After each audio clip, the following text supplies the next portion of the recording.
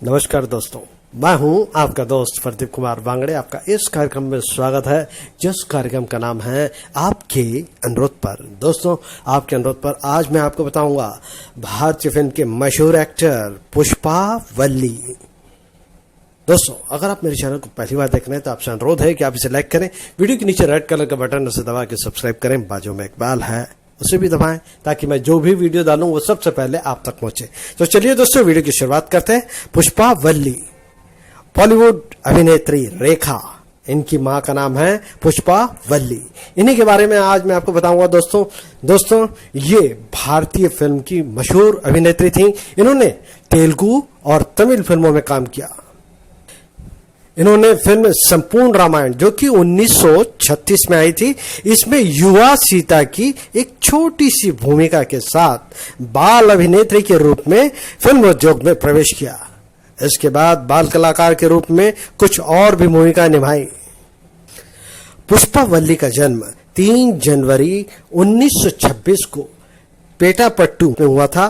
पुष्पा वल्ली मशहूर बॉलीवुड अभिनेत्री रेखा की मम्मी है। पुष्पा वल्ली का पूरा नाम कंडाला वेंकट पुष्पा वल्ली तैयारम्मा।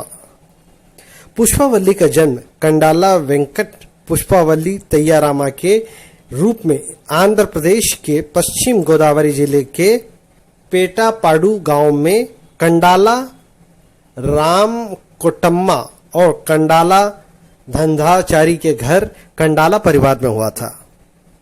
पुष्पा वल्ली फिल्म उद्योग में एक बाल अभिनेत्री के रूप में प्रवेश किया, जिसका नाम पुष्पा वल्ली तैयम्मा था। इन्होंने फिल्म संपूर्ण रामायण में युवा सीता की एक छोटी सी भूमिका निभाई। 1936 8 अगस्त को यह पिक्चर रिलीज हुई। आंध्र क्षेत्र के पहले स्टूडियो दुर्गा सिनेटोन में राजमुद्री में शूटिंग किया गया था इस फिल्म को। जब यह फिल्म रिलीज हुई तो पुष्पा वल्ली मात्र 9 वर्ष की थी। 3 दिन की शूटिंग के लिए उन्हें 300 रुपये का भुगतान किया गया, जो उन दिनों बहुत बड़ी रकम हुआ करती थी। इसके बाद बाल कलाकार के रूप में कुछ और भूमिकाएं मिली। पुष्पा वल्ली की आय उनके परिवार के लिए महत्वपूर्ण हो गई। इन व्यवस्थाओं के कारण उन्होंने फिल्म शूटिंग में काफी समय बिताया। उनकी स्कूली शिक्षा छूट गई और उनकी शिक्षा केवल प्रारंभिक थी।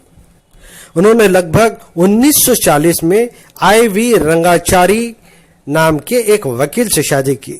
हालांकि ये शादी टिक नहीं पाई और वे 1940 में अलग रहने लगे। रंगाचारी से शादी से पुष्पा वल्ली के 2 बच्चे बाबजी और राम थे। पुष्पा वल्ली ने बाल कलाकार की भूमिका निभाने के बाद बमुश्किल ही वयस्क भूमिका करना शुरू किया। ये एक आवश्यक था, क्योंकि अभिनय परिवार के लिए आय का एक स्रोत था और वो छुट्टी नहीं ले सकती थी। हालांकि लगातार अभिनय कैरियर को प्रभावित किया और उन्हें कभी भी मुख्य महिला के रूप में स्वीकार नहीं किया गया। उन्होंने नायिका के रूप में केवल कुछ ही भूमिका निभाई और बीच बीच में अन्य फिल्मों में छोटी मोटी भूमिका भी निभाती रही।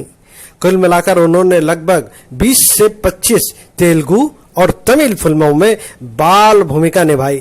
उन्हें केवल मध्यम सफलता मिली। वो कभी भी शीर्ष स्तर की स्टार नहीं रह पाई। अपने अभिनय प्रतिभा के लिए कोई आलोचनात्मक प्रशंसा भी नहीं मिली। उनकी सबसे बड़ी हिट फिल्म थी तेलुगु की बाला नागम्मा, जो कि 1942 में रिलीज हुई थी, जिसमें उनके काम की काफी सराहना हुई थी। उनकी 1947 की फिल्म मिस मालिनी, जहां उन्होंने एक मुख्य भूमिका निभाई, बुद्धिजीवियों से काफी आलोचनात्मक प्रशंसा प्राप्त हुई, लेकिन यह फिल्म बॉक्स ऑफिस पर पूरी तरह फ्लॉप हो गई। मिस मालिनी 1947 में उनके भावी जीवन साथी जेमिनी गणेशन के अभिनय की शुरुआत भी थी। पुष्पा वल्ली ने अगली बार गणेशन के साथ तमिल फिल्म चक्रधारी, जो कि 1948 में आई, इसमें काम किया, जहां वो नायिका थी और उन्होंने एक छोटी सी भूमिका निभाई थी। जी हाँ दोस्तों, इस फिल्म में गणेशन ने एक छोटी सी भूमिका निभाई थी। इस बिंदु के बाद स्थिति बिल्कुल उलट गई। गणेशन बहुत बड़े स्टार बन गए और पुष्पा वल्ली को केवल सहायक भूमिका मिलने लगी। नायिका के रूप में उनकी फिल्में ज्यादातर फ्लॉप रही। उन्होंने गणेशन के साथ कुछ और फिल्में की। दोनों एक दूसरे के साथ बहुत अच्छी तरह से घुल मिल गए और एक रिश्ते में आ गए। इस तथ्य के बावजूद कि उन दोनों ने अन्य लोगों से शादी की थी। गणेशन ने अपनी पहली पत्नी अलामेलू से शादी की थी, जिसे अनौपचारिक रूप से बोबजी के नाम से जाना जाता था। पुष्पावल्ली और गणेशन की एक के बाद एक 2 बेटियां हुई। उनमें सबसे बड़ी बेटी बॉलीवुड अभिनेत्री रेखा। यहाँ दोस्तों 1954 में इनका जन्म हुआ और छोटी बहन राधा ने शादी करके संयुक्त राज्य अमेरिका जाने से पहले कुछ समय तक तमिल फिल्मों में काम किया। गणेशन ने कई वर्षों तक लड़कियों के पिता होने को स्वीकार नहीं किया। वो पुष्पावल्ली के घर पर कभी कभार आते थे। रिश्ता तेजी से बिगड़ गया और दाम्पत्य जल्द ही अलग हो गए। 1955 में राधा के जन्म से पहले गणेशन ने प्रसिद्ध अभिनेत्री सावित्री से गुप्त रूप से शादी कर ली और उस रिश्ते को सार्वजनिक रूप से वैध विवाह के रूप में स्वीकार किया। यह इसलिए संभव हो सका क्योंकि 1956 तक एक हिंदू पुरुष के लिए एक से अधिक पत्नी रखना कानूनन रूप से स्वीकार था। चूंकि सावित्री अविवाहित थी, इसलिए उसके लिए गणेशन की कानूनी दूसरी पत्नी बनना संभव था। चूंकि पुष्पावल्ली ने अभी भी कानूनी तौर पर रंगाचारी से शादी की थी, तलाक 1956 तक हिंदुओं के लिए बिल्कुल भी उपलब्ध नहीं था। जी हाँ दोस्तों, इनकी जो पहली शादी हुई थी रंगाचारी से हुई थी, जिनसे 2 बच्चे थे, मैं आपको बता चुका हूं। कुछ सूत्रों का कहना है कि पुष्पावल्ली और गणेशन की शादी तिरुपति में हुई थी। गणेशन से अलग होने के बाद पुष्पावल्ली ने कुछ और फिल्में की, जिनमें ज्यादातर छोटी भूमिका निभाई, जिनमें दक्षिण भारतीय फिल्म उद्योग में उनके पुरानी सहयोगी द्वारा बनाई गई कुछ हिंदी फिल्में भी शामिल थी। उन्होंने अपनी बेटियों को सहारा देने के लिए ये भूमिका निभाई, जिनका पालन पोषण उन्होंने अकेले ही बहुत मुश्किल से किया। जेमिनी गणेशन रेखा को अपनी बेटी के रूप में पहचानना और उसे जीवन देना नहीं चाहते थे। वो अपने दोनों बच्चे पुष्पावल्ली से कम ही मिले। पुष्पावल्ली ने बाद में मद्रास के कैमरामैन के प्रकाश से शादी की और उन्होंने कानूनी तौर पर अपना नाम बदलकर पुष्पावल्ली रख लिया। उन्होंने 2 और बच्चों को जन्म दिया, धनलक्ष्मी, जिसने बाद में अभिनेता तेज सप्रू से शादी की। अपनी मां के व्यस्त अभिनय कार्यक्रम के कारण रेखा अक्सर अपनी दादी के साथ रहती थी। सिमी ग्रेवाल द्वारा एक साक्षात्कार में उनके पिता के बारे में पूछे जाने पर रेखा का मानना था कि उन्होंने कभी भी उनके अस्तित्व के बारे में पता नहीं था। उसे याद आया कि उसकी मां अक्सर उसके बारे में बात करती थी और कहा करती थी।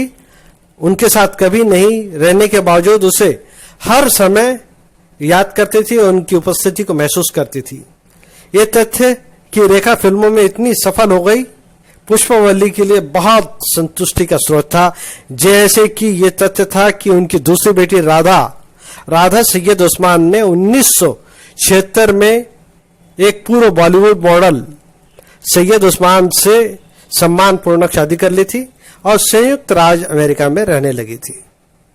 पुष्पावल्ली की मृत्यु 21 मई 1991 को मद्रास में मधुमेह से जुड़ी बीमारी लंबे समय तक रहने की वजह से हो गई।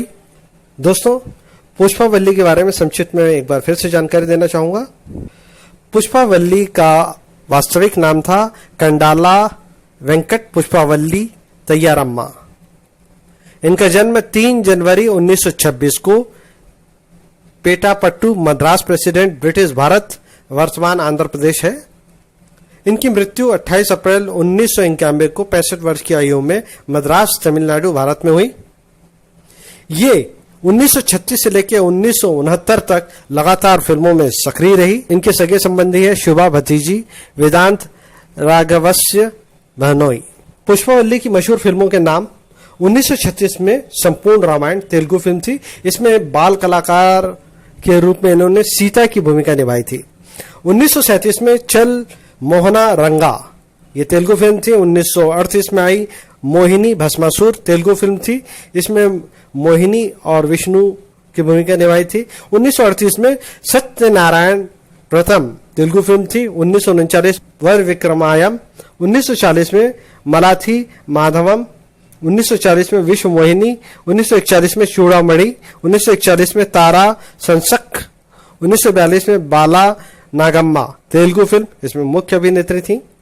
1942 में सत्यभामा, 1944 में दासी अपरांजी, 1945 में पादुका पट्टाभिषेकम, 1947 में मिस मालिनी, 1948 में विद्यारानी, 1948 में चक्रधारी, 1951 में संसार, 1952 में दासी, 1953 में वेलेकरी मंगल, 1953 में पेपुरी कोडुकू, 1954 में बहुत दिन हुए, ये हिंदी फिल्म थी दोस्तों।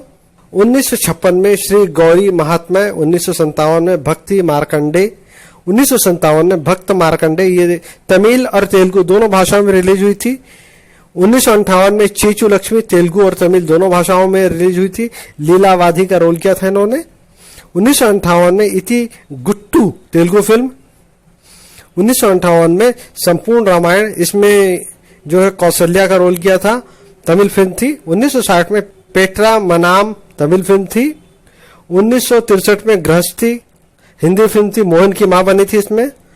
1964 में माची चेंदू तेलुगु फिल्म थी। 1964 में कोई कुड्डुथा देवम तमिल फिल्म। 1965 में अदा बुथुक तेलुगु फिल्म थी। 1966 में रंगूला रत्नम तेलुगु फिल्म। 1965 में सती सक्कुबाई। 1967 में सती सुमति तेलुगु फिल्म। 1966 में भामा विजयम तेलुगु फिल्म।